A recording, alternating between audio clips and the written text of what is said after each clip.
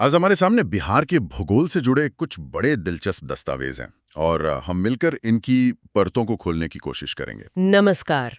और ये दस्तावेज सिर्फ पहाड़, नदी, मैदान की कहानी नहीं कहते, बल्कि एक पहेली सामने रखते हैं। बिल्कुल, वही पहेली जो मुझे सबसे ज्यादा खींचती है।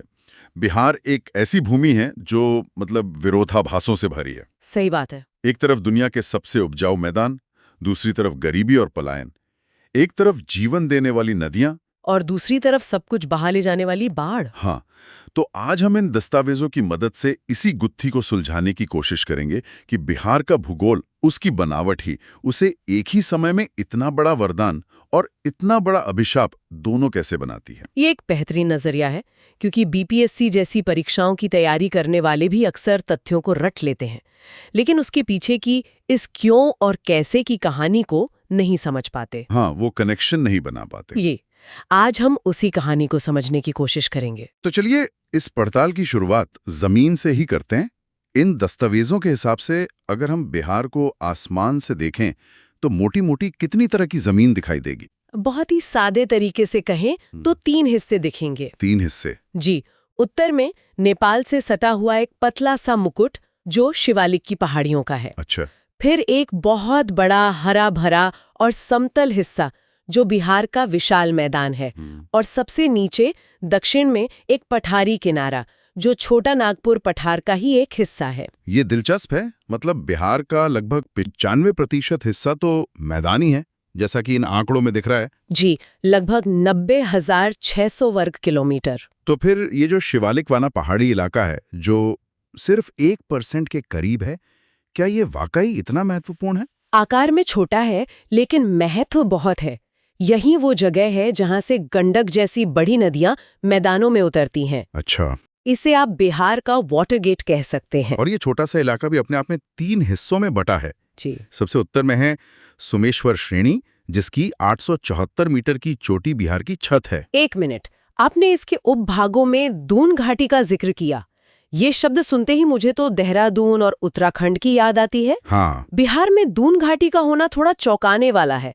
क्या ये उसी हिमालयी बनावट का हिस्सा है? क्या बात है, आपने बिल्कुल सही नस पकड़ी है। अच्छा। जी हाँ, ये उसी महान हिमालयी संरचना का सबसे बाहरी, सबसे दक्षिणी हिस्सा है। सुमेश्वर श्रेणी और उसके दक्षिण में रामनगर दून के बीच की इस घाटी को हरहा घाटी या दून घाटी कहते हैं। अरे वाह! ये इस बात का सबूत है कि बिहार की उत्तरी सीमा सीधे सीधे हिमालय के पैरों से जुड़ी हुई है। वाह! तो बिहार का मुकुट हिमालय का हिस्सा है। अब अगर मुकुट से उतरकर हम सीधे पैरों की तरफ यानी दक्षिणी पठारी क्षेत्र में चलें, तो वहां की जमीन के नीचे क्या राज दबे हैं? यहाँ की चट्टानें तो बहुत पुरानी बताई जाती हैं। यहाँ तो आप भूवैज्ञानिक समय में यात्रा कर रहे हैं। ये दक्षिणी पठार असल में भारत के सबसे पुराने भूभाग यानी प्रायद्वीपीय पठार का किनारा है। अच्छा। यहाँ मुख्य रूप से 2 तरह की चट्टानें हैं। एक है धारवाड़ क्रम की चट्टानें जो आपको मुंगेर, जमुई, नवादा में मिलेंगी। खड़गपुर की पहाड़ियां इसी से बनी हैं। धारवाड़? जी, ये चट्टानें तब बनी थीं जब पृथ्वी पर जीवन बस पनप ही रहा था। और दूसरी विंध्यन क्रम की चट्टानें? इसका मतलब बिहार की जमीन के नीचे 2 अलग-अलग युगों की चट्टानें हैं। ये तो इतिहास की परतों जैसा है, बस भूवैज्ञानिक रूप में। बिल्कुल सही कहा। विंध्यन चट्टानें आपको कैमूर और रोहतास में मिलेंगी, जिसे कैमूर का पठार भी कहते हैं। अच्छा। ये चट्टानें अपने बलुआ पत्थर के लिए मशहूर हैं, जिनसे सासाराम का मकबरा और अशोक के स्तंभ बने। तो एक तरफ बिहार का ताज नया है, हिमालयी है, और दूसरी तरफ उसके पैर बहुत पुराने, प्रायद्वीपीय हैं। और इन दोनों के बीच में है बिहार का दिल, उसका मैदान। हाँ, उसका मैदान। और यहीं पर हमारी पहेली और गहरी हो जाती है। ये मैदान, जिसे गंगा नदी बीच से लगभग आधा-आधा बांटती है, यहीं से शुरू होती है उत्तर बिहार की बाढ़ और दक्षिण बिहार के सूखे की कहानी। ये कैसे हो सकता है कि एक ही राज्य, एक ही नदी से जुड़ा हुआ, एक ही समय में पानी की अधिकता और पानी की कमी दोनों से जूझ रहा हो? यही तो बिहार के भूगोल का सबसे बड़ा ड्रामा है। और इस ड्रामे की स्क्रिप्ट गंगा नहीं, बल्कि गंगा में मिलने वाली सहायक नदियां लिखती हैं। अच्छा। इसे ऐसे समझिए, गंगा के उत्तर से जो नदियां आती हैं, घाघरा, गंडक, बूढ़ी गंडक, बागमती, कोसी, महानंदा, ये सब हिमालय की बेटियां हैं। हिमालय की बेटियां? मतलब इनके पास बर्फ पिघलने का पानी है, इसीलिए ये साल भर बहती हैं। एकदम सही, ये सदानीरा है। इनमें पानी कभी खत्म नहीं होता। लेकिन ये अपने साथ सिर्फ पानी नहीं लाती, ये पहाड़ों से उतरते हुए भारी मात्रा में गाद यानी सिल्ट लेकर आती हैं। जब ये मैदान में पहुंचती हैं तो इनकी गति धीमी हो जाती है और ये उस गाद को अपने रास्ते में ही बिछाने लगती हैं।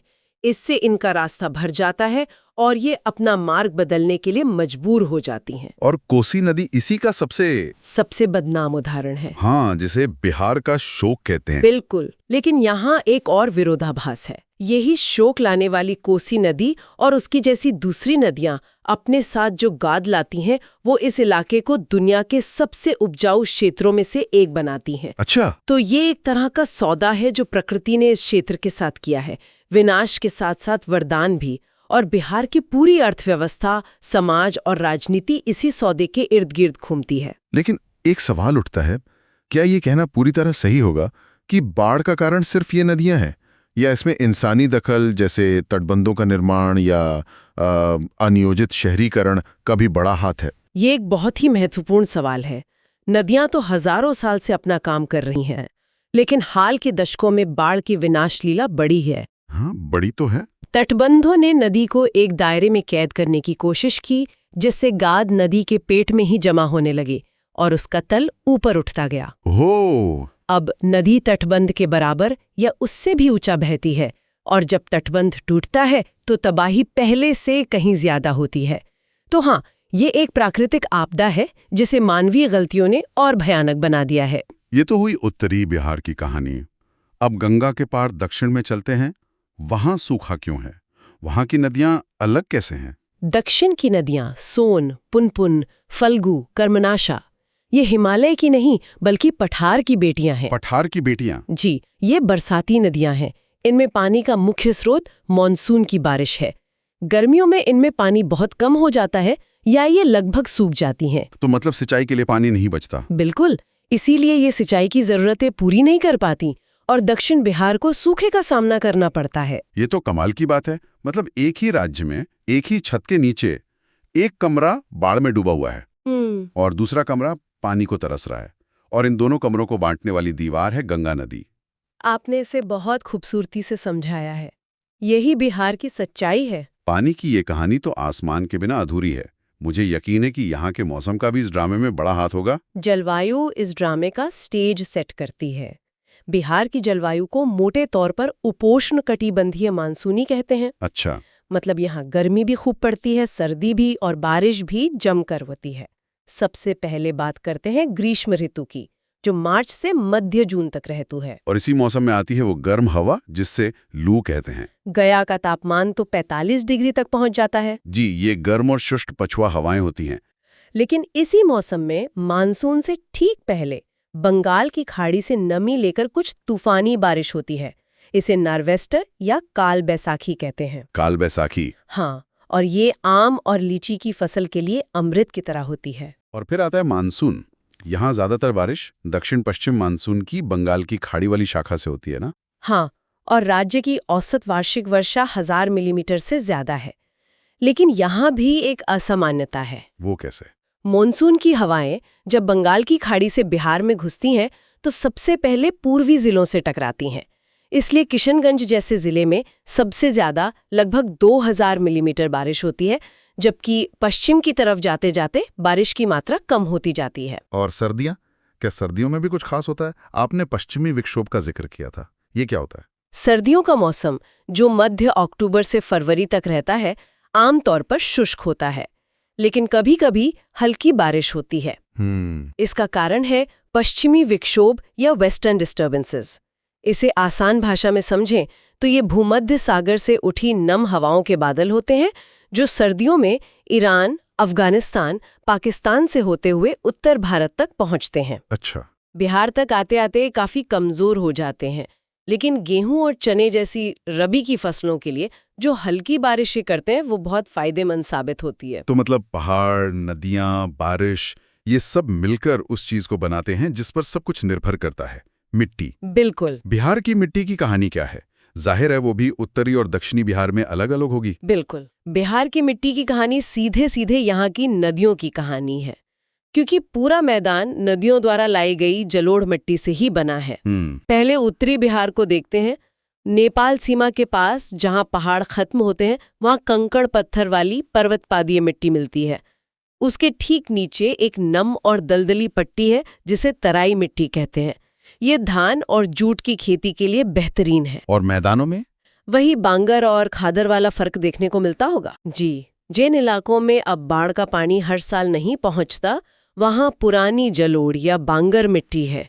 इसका रंग थोड़ा गहरा होता है और इसमें चूने की मात्रा ज्यादा होती है। गन्ना तंबाकू के लिए? हाँ, गन्ना तंबाकू के लिए ये अच्छी है, लेकिन असली सोना तो है नवीन जलोढ़ या खादर मिट्टी। ये कोसी, गंडक, महानंदा के बाढ़ वाले क्षेत्रों में मिलती है। अच्छा। हर साल बाढ़ अपने साथ मिट्टी की एक नई, ताज़ी और उपजाऊ परत बिछा जाती है। इसीलिए यहाँ धान, गेहूं, मक्का की फसलें लहलहाती हैं। तो ये तो उत्तरी मैदान की बात हुई। अब गंगा के दक्षिण में चलते हैं। वहां की मिट्टी में क्या खास है? मैंने टाल मिट्टी के बारे में सुना है जो बहुत अनोखी मानी जाती है। टाल क्षेत्र बिहार का एक अनोखा भौगोलिक अजूबा है। आप इसे पटना से मुंगेर तक गंगा के दक्षिणी किनारे पर फैले एक बहुत बड़े उथले कटोरे की तरह समझ सकते हैं। एक कटोरे की तरह? जी, मॉनसून में गंगा और दूसरी नदियों का पानी इस कटोरे में भर जाता है, जिससे ये एक विशाल झील जैसा दिखता है। तो फिर इसमें खेती कैसे होती है? यही तो इसका जादू है। अक्टूबर तक जब पानी उतरता है तो पीछे जो भारी, नमी से भरपूर और बहुत उपजाऊ मिट्टी बचती है, वो रबी की फसलों, खासकर दलहन, चना, मसूर, खेसारी के लिए सोने जैसी होती है। अरे वाह! इसीलिए बिहार को दाल का कटोरा भी कहा जाता है और उसका श्रेय काफी हद तक इसी टाल क्षेत्र को जाता है। वाह, ये तो प्रकृति का अद्भुत जल प्रबंधन है। टाल के अलावा दक्षिण में और कौन सी मुख्य मिट्टियां हैं? टाल के दक्षिण में एक बड़ी पट्टी है करेल कैवाल मिट्टी की, जो पुरानी जलोढ़ ही है। ये रोहतास से गया, पटना, मुंगेर तक मिलती है। ये मिट्टी चिकनी होती है और इसकी पानी सोखने की क्षमता जबरदस्त होती है। अच्छा। और सबसे आखिर में जहां मैदान पठार से मिलता है, वहां एक लाल पीले रंग की बलथर मिट्टी की पट्टी है। ये थोड़ी कम उपजाऊ है, इसलिए इसमें मक्का, अरहर, ज्वार जैसी मोटी और मजबूत फसलें उगाई जाती हैं। तो आज इस पूरी पड़ताल से ये तस्वीर बिल्कुल साफ हो जाती है कि बिहार का भूगोल कितना विविध और विरोधाभासों से भरा है। शिवालिक की पहाड़ियों से लेकर गंगा के विशाल मैदान और दक्षिणी पठार तक हर क्षेत्र का अपना एक अलग चरित्र है। और ये भी कि कैसे गंगा नदी बिहार की जीवन रेखा होने के साथ साथ उसे दो अलग अलग हकीकतों में बांट देती है। एक तरफ बाढ़ का प्रलय, दूसरी तरफ सूखे का संकट। और हमने देखा कि कैसे यहाँ की जलवायु और मिट्टी यहाँ की कृषि, अर्थव्यवस्था और लोगों की जिंदगी के हर पहलू को तय करती है। हर किसान को पता होता है कि उसकी जमीन बांगर है या खादर, टाल है या बलथर, और उसी के हिसाब से उसकी पूरी जिंदगी का ताना बाना बुना जाता है। इस पूरी चर्चा के बाद मेरे मन में एक बड़ा सवाल घूम रहा है। बिहार की भौगोलिक संरचना, खासकर इसकी नदी प्रणाली, इसके लिए एक ही समय में वरदान और अभिशाप दोनों हैं। जी। सोचने वाली बात यह है कि क्या भविष्य में टेक्नोलॉजी, बेहतर जल प्रबंधन और नदियों को आपस में जोड़ने जैसी महत्वाकांक्षी परियोजनाएं इस भौगोलिक अभिशाप को पूरी तरह से एक स्थायी वरदान में बदल सकती हैं, या ये प्रकृति के साथ एक ऐसी लड़ाई होगी जिससे इंसान कभी जीत नहीं सकता?